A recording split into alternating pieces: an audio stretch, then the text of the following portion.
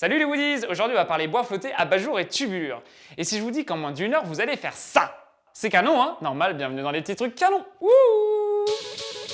Les petits trucs canons avec Bertrand. On fait des trucs très canons.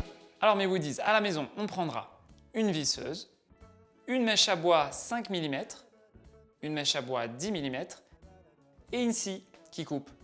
C'est mieux.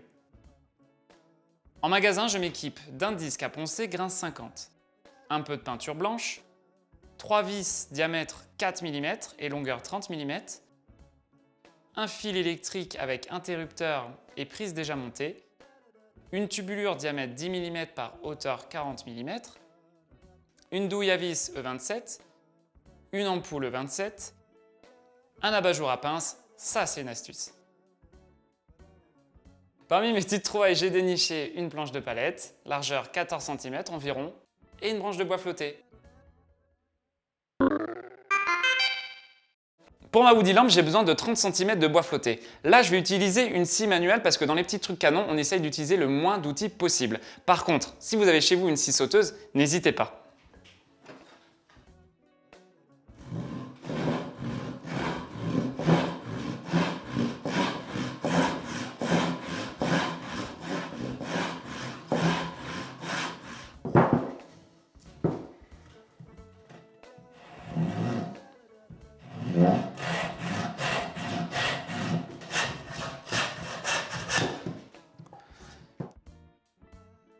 J'ai ma branche de bois flotté et j'ai une chute. Alors les chutes, on les garde parce que dans les petits trucs canons, vous verrez qu'on garde beaucoup de choses.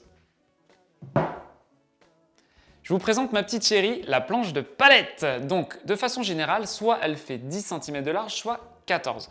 Moi, j'ai besoin d'un carré de 14. C'est pour ça que je l'ai choisi, elle, la plus large.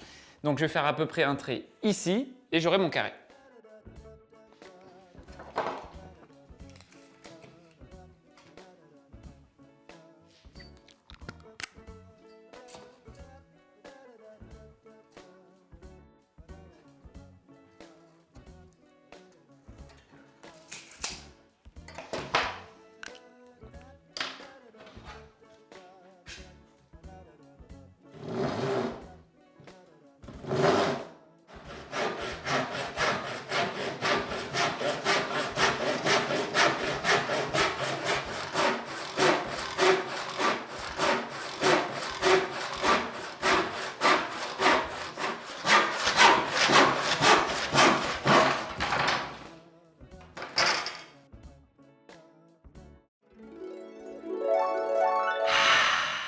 Pour sublimer mon bois et le rendre plus lisse, je le ponce.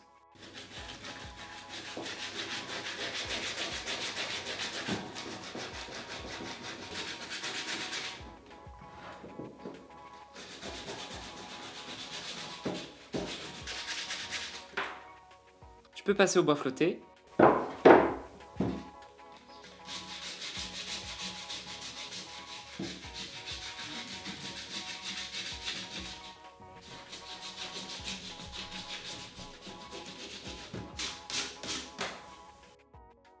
Et voilà, elle est toute douce.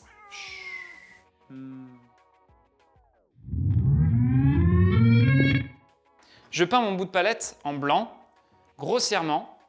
Pas besoin de s'appliquer, surtout pour ce qu'on veut en faire après.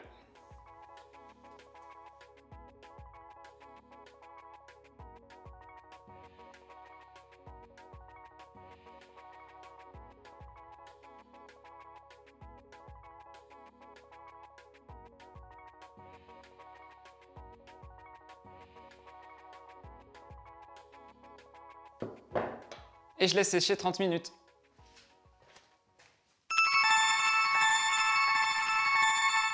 Pour percer ma branche de bois flotté, je vais utiliser deux mèches différentes, une plus fine que l'autre. Pourquoi? Parce que plus la mèche est fine, plus c'est facile de rentrer dans le bois. Et comme ça, après, la grande, elle passe toute seule.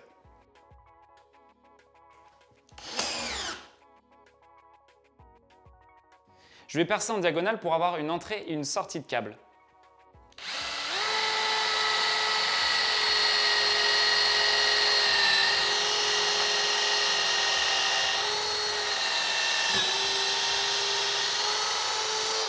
Je change de forêt.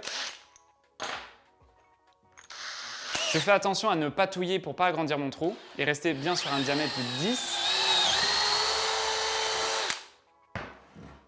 Et voilà.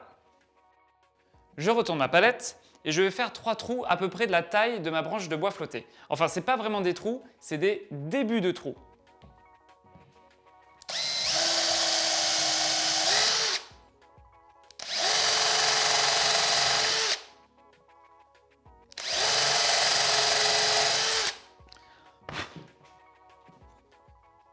Vous voyez les woodies? Ça va nous servir tout à l'heure. Là, c'est le kiff. Je vais gratter la peinture et je vais obtenir un aspect vieilli de ouf.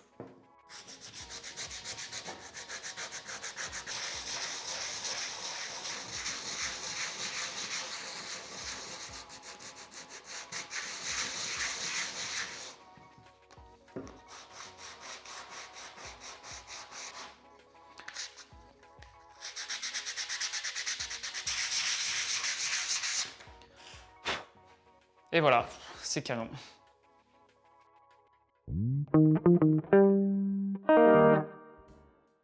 Nous voilà à la meilleure partie, l'assemblage. Pour ça, je prends ma branche de bois flotté et mon bout de palette. Vous vous rappelez des 3 petits trous que j'ai fait juste avant? C'est maintenant qu'ils servent. Bon, je fais souvent des trucs inutiles, mais pas là.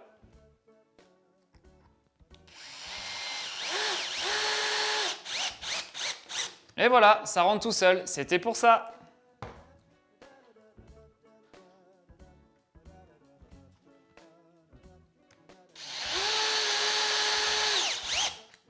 Et grâce à ces petits trous, je risque pas d'éclater la palette lors du vissage. Bon, le seul risque, c'est de pas savoir viser. Palin! Première étape de l'assemblage, terminée. On passe à la suite? Maintenant, je vais vous expliquer comment on utilise une douille. Je vous présente le capot supérieur, la platine et le capot inférieur. Moi, ce qui m'intéresse pour l'instant, c'est la partie inférieure que je vais raccorder à ma tubulure. Ah oui, au fait, c'est quoi une tubulure? Une tubulure, c'est une sorte de tige filetée, creuse, que l'on visse à la partie inférieure. Tada!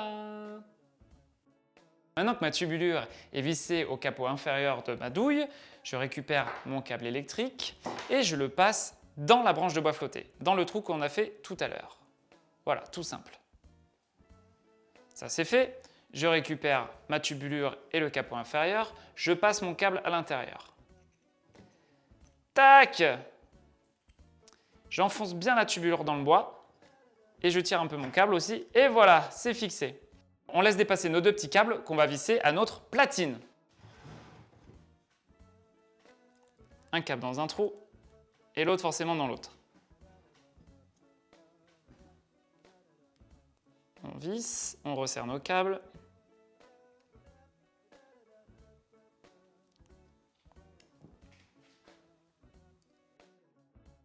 Et je finis de visser. Yeah! C'est bon. On tire le câble, la platine vient un peu avec et on la cale dans le capot inférieur. Une fois qu'on a fait ça, on a quasi fini.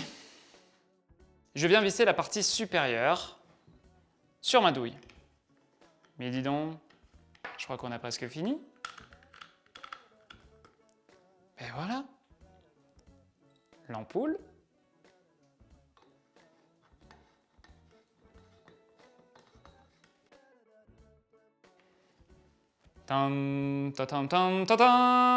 L'abat-jour à pince.